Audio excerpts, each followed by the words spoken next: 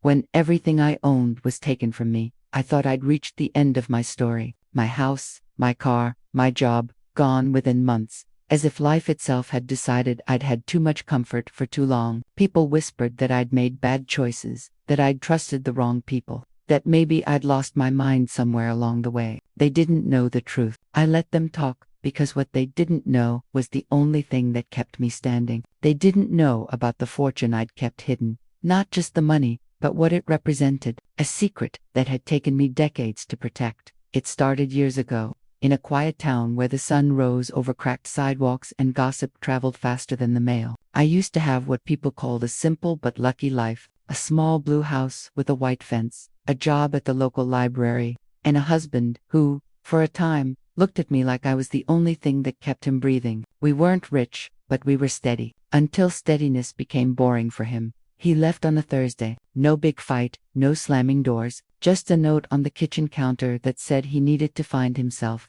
I found out later what that meant. Another woman, another life, one where I didn't exist. I sold the house we'd shared because I couldn't stand the sound of his voice echoing in the walls. I bought a smaller place on the edge of town, thinking peace would follow me there. But peace, I learned, has a strange way of hiding when you need it most. The layoffs came next. The library, struggling with funding cuts, decided that digital progress didn't need people like me anymore. I'd given 20 years of my life to those shelves, memorizing every creak of the floorboards, every face that came in searching for something they couldn't name. They thanked me with a smile and a cardboard box. I walked home that afternoon with my whole career inside it. Losing my job didn't scare me as much as losing my rhythm. I'd always been someone who measured life by routine. Morning coffee, walk to work, the same bench by the window during lunch. Without that rhythm, days melted into each other, quiet and heavy. Bills piled up. I sold the car next. It wasn't much, an old Honda that rattled in the winter. But letting it go felt like erasing another piece of who I used to be.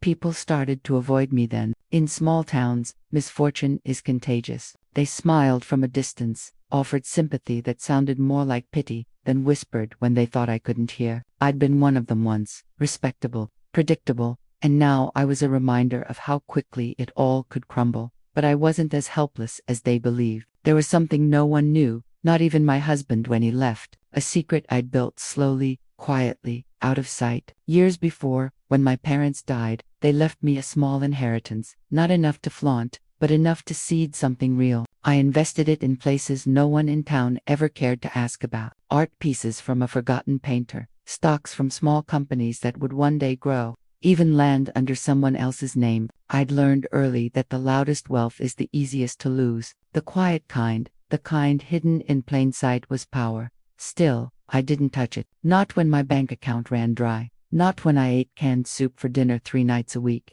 Not even when the landlord threatened eviction. The fortune wasn't just about survival anymore. It was a promise to myself, proof that even stripped bare, I wasn't destroyed. The real unraveling began when the bank made a mistake. At least, that's what they called it, an error in processing that somehow resulted in my mortgage being flagged as unpaid. I showed them receipts, statements, anything to prove I wasn't lying. But it didn't matter. Once a file is marked delinquent, it sticks like a stain. Within weeks, I received the letter: foreclosure. My house, the one sanctuary I had left, would be auctioned off. I remember sitting on the porch that night, the last of my coffee turning cold in my hands, watching the streetlights blink like they were mocking me. My neighbor across the road, Mrs. Miller, peeked through her curtains the way she always did when something fell apart in someone else's yard. I smiled back, even waved, let her think what she wanted. I'd learned that sometimes, letting people underestimate you was the best disguise.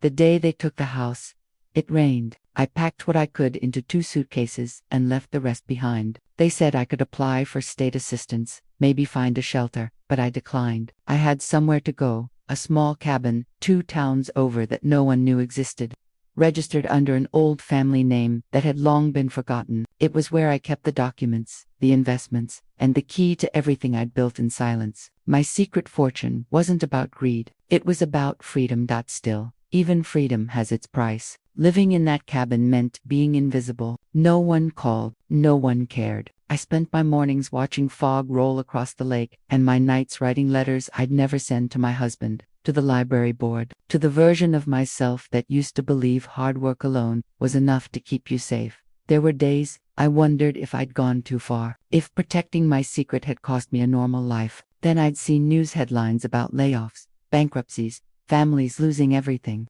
and I'd remind myself I wasn't one of them. Not really. I'd lost my visible world, but underneath, I still held something untouchable. It wasn't until one afternoon, when I returned to town for the first time in months, that I realized my story wasn't done unraveling. I stopped by the library, just to see the place that had once felt like home. The building looked different, modern, cold, full of screens. My old coworker spotted me and forced a smile, the kind that hides more than it says. She told me, with a hint of pity, that my ex-husband was back. He'd married the woman he left me for, then lost everything in a failed business. Now, they were living with his mother, the same house he used to complain about visiting. I didn't feel satisfaction, just a strange, quiet closure. Life, it seemed, had its own way of balancing the scales, but I also knew something else. His failures weren't my ending. They were only the beginning of what came next.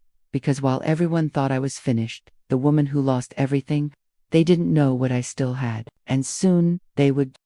When I returned to town for good, I didn't tell anyone. The cabin had served its purpose. It gave me quiet, time, and distance. But you can't stay invisible forever. I'd learned that even secrets grow heavy when held too long. So I came back, not to reclaim what was taken, but to stand on the ground that had once broken beneath me and feel it steady again. The town hadn't changed. Much same cracked sidewalks, same people, pretending their lives were perfect behind freshly painted fences. But there was one difference. They looked at me differently now. Curiosity had replaced pity. I saw it in their eyes when I walked into the small grocery store. Their glances lingering too long. I knew why. My ex-husband Mark had been talking. It started small. Rumors that I'd somehow hidden money from him, that I'd tricked him during the divorce. In small towns, the truth doesn't matter as much as the story people like better. I ignored it at first, but then one morning I found a letter slipped under my cabin door. It was from him. He wrote that he knew what I'd done, that he'd heard about my secret investments, and he wanted his share. He even wrote that if I didn't cooperate, he'd make sure the authorities got involved. For a moment, I almost laughed, not because it was funny, but because of how predictable he was. Mark had always been a man who mistook cunning for intelligence. He thought that because I'd been quiet all these years, I was weak. What he didn't know was that silence can be sharper than any weapon. I didn't respond to his letter. Instead, I went into town and met with an old friend of my father's, a retired lawyer named Harold. He'd known me since I was a teenager, back when my biggest worry was whether I'd pass my history class. I trusted him. When I explained what was happening, he didn't ask for proof or details. He just nodded and said, "Then it's time to make sure the story ends the way it should." With his help, I began organizing everything: the hidden assets, the investments, the legal trail that no one could touch. What I hadn't told anyone was that the fortune wasn't just hidden, it was layered in trust funds, shell companies, and names so old they barely existed on paper. My father had been a cautious man, one who believed in building walls where others left doors. I'd inherited more than his money. I'd inherited his sense for self-preservation. Mark's threats grew bolder. He began showing up around town, asking questions. He told people I'd stolen from him, that I was delusional, that I'd ruined his life. The irony was almost poetic. He had destroyed mine years before, and now that his own empire of lies was collapsing, he wanted someone to blame. Then one day, I got a call that changed everything. The county sheriff wanted to ask a few questions. I went in calmly, wearing my best coat and a quiet smile. They said there'd been a complaint filed against me that I'd hidden marital assets during my divorce. I handed them a folder Harold had prepared. Inside were documents proving that every investment was made years before I'd even met Mark. Every cent was legally mine. Every accusation, baseless. The sheriff flipped through the pages, nodded slowly, and said I was free to go. As I walked out of the station, I saw Mark waiting by his truck. He looked thinner, older, desperate. I didn't speak to him, but he followed me into the parking lot, his voice trembling as he demanded answers. Why hadn't I helped him? Why couldn't I just share what I had? I kept walking, because there are some things that don't deserve explanation, especially to the people who taught you pain in the first place. But what I didn't expect was how fast everything would spiral after that. Mark's mother, who still believed her son could do no wrong, began spreading stories that I'd used witchcraft or fraud to get rich. It would have been ridiculous if it didn't hurt so much. People I'd known for decades crossed the street to avoid me. The loneliness returned, deeper this time, because it wasn't poverty isolating me anymore. It was envy. Then came the fire. It was a Tuesday night, and I was asleep in the cabin when I smelled the smoke. It took me a moment to realize it wasn't a dream. I stumbled outside, barefoot, watching flames crawl across the porch like living things. By the time the fire department arrived, half the cabin was gone. The investigation ruled it accidental, but I knew better. There was nothing accidental about the gasoline residue they didn't find. For the first time in years, I felt fear again, not of losing things, but of being hunted for what I hadn't done wrong. It's strange how quickly survival instincts return. I went back to Harold the next day and told him everything. He listened quietly, then said, "You've done everything right. Now it's time to end this, once and for all."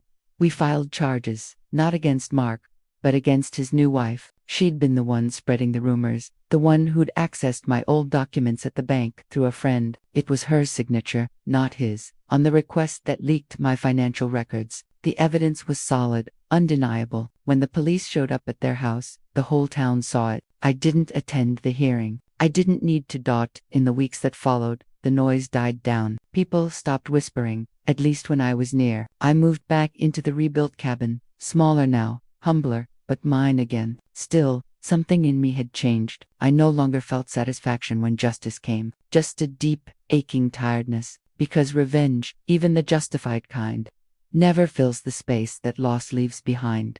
Then one morning, a letter arrived in the mail. It was from a law firm in another state, one I'd never heard of. Inside was a single page, explaining that one of my early investments had matured. A company I'd bought into years ago had been acquired for billions. My modest shares, hidden under an old name, were now worth more than I could ever spend. I sat in silence, the paper trembling in my hands. It wasn't joy I felt, it was disbelief. All those years protecting my secret, and now it had grown into something I could hardly comprehend. But what struck me most wasn't the number in the letter, it was the timing. Because sometimes, the universe waits until you've lost everything to show you what you really had.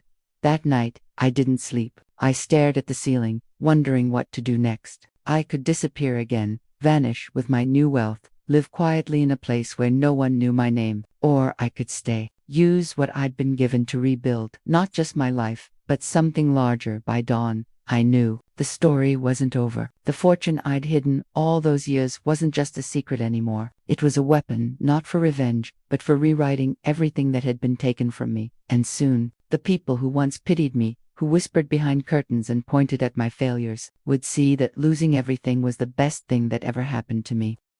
The day I decided to act, the town was bathed in the kind of sunlight that makes everything look softer than it is. The trees shimmered gold, the air felt still, like the world was holding its breath. I remember standing by the window of my rebuilt cabin, staring at the letter again, the one that made me wealthier than I'd ever imagined. It felt almost unreal, as if I'd been handed a second life by mistake. But I didn't rush. I spent weeks thinking, walking along the river behind my land, listening to how the water carried everything: leaves, dirt, branches, all flowing forward without asking why. That's what I wanted, to move forward, not just away. At first, I thought about revenge, the old kind, the kind that tastes like fire. Mark had taken years from me, love I can't get back, a reputation he shredded for sport. There was a part of me that wanted to see him crumble, to look him in the eye and say, "You never really won." But when you've lived long enough with pain, you start to understand it's not punishment that frees you, it's indifference. So instead of going after him, I built something. Quietly. I bought land, not under my name, under the name of an old foundation my father once registered but never used. It became the Everstead Trust. No one knew who was behind it. They only knew that, suddenly, someone was buying up the town's forgotten corners, the shuttered library, the old bakery, the overgrown park by the train tracks. The trust began restoring them, hiring locals, paying fair wages, giving people a reason to believe in something again. It didn't take long before the gossip started again. People were curious, then grateful. They speculated about who the mysterious benefactor was. Some said it was an investor from New York. Others claimed it was a family from overseas. Nobody guessed it was me, the woman they once called a fraud, a witch, a liar. Even Mark didn't know until the day he lost everything.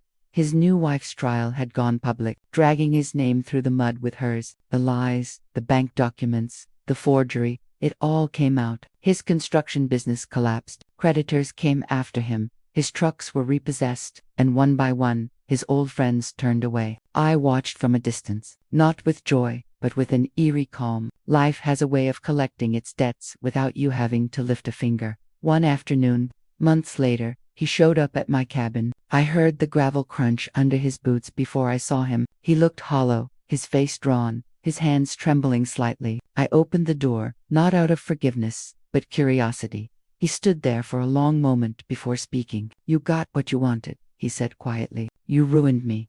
I didn't answer. He shifted, his eyes wet, but not from regret, from shame, maybe, or just exhaustion. "I just need to know," he said, "why you couldn't let it go." And for the first time in years, I smiled. "You did that all by yourself." He left without another word. I never saw him again. But life has a strange rhythm. You think it's done teaching you, and then it whispers another lesson when you least expect it. Because a few weeks later, as the first snow began to fall, I received another letter, this time from a woman I didn't know. She introduced herself as Clara. She said she was the daughter of one of the workers Mark had cheated years ago, a man who died bankrupt while Mark built his empire. She'd found work with the Everstead Trust and wanted to thank whoever ran it for changing her life.